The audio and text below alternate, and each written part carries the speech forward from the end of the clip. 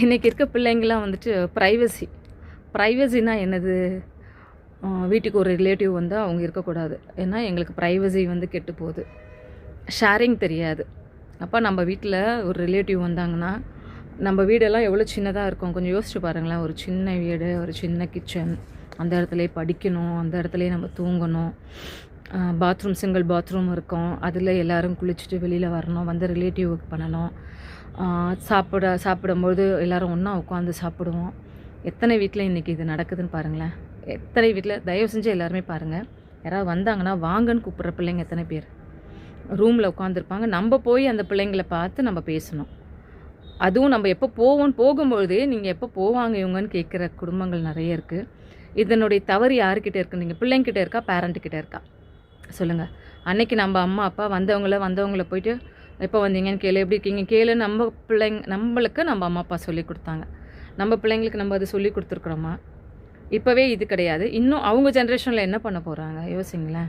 எது ப்ரைவசி, எது சுதந்திரம்னு நினைக்கிறாங்க? 4 சொந்தங்களில் பார்த்து அரவணைச்சி வாழ்கிறது இப்போ இருக்க பிள்ளைங்கக்கிட்ட இல்லை. புரியல உலகம் எதை நோக்கி போயிட்டுருக்கு. நம்மளை மாதிரி ஆட்கள் தான் வந்து மனம் நொந்து அழுது அசிங்கப்பட்டு அதெல்லாம் நடந்துக்கணும் போல இருக்கு.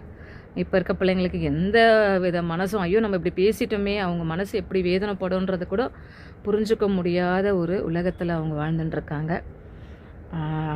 தயவு செஞ்சு பிள்ளைங்களுக்கு மரியாதை சொல்லிக் கொடுங்க.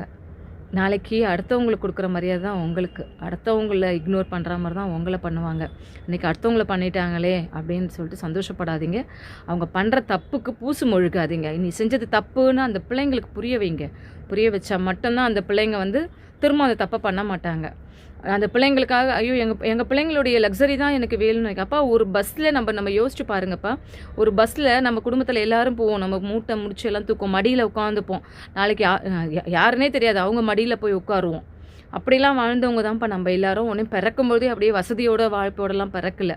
ஒரு ஜென்ரேஷனுக்குள்ளே எப்படி அதெல்லாம் மாறும் சொல்லுங்களேன். ஒரு அட்ஜஸ்ட்மெண்ட் இன்றைக்கி இருக்க பிள்ளைங்களுக்கு இல்லைன்னா என்ன இருக்குது சொல்லுங்களேன். பணம் தான் வாழ்க்கையா?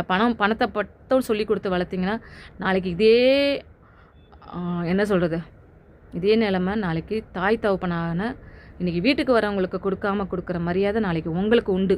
ஜாக்கிரதையாக வாழ்ந்துக்கோங்க. இதுதான் சொல்ல முடியும்.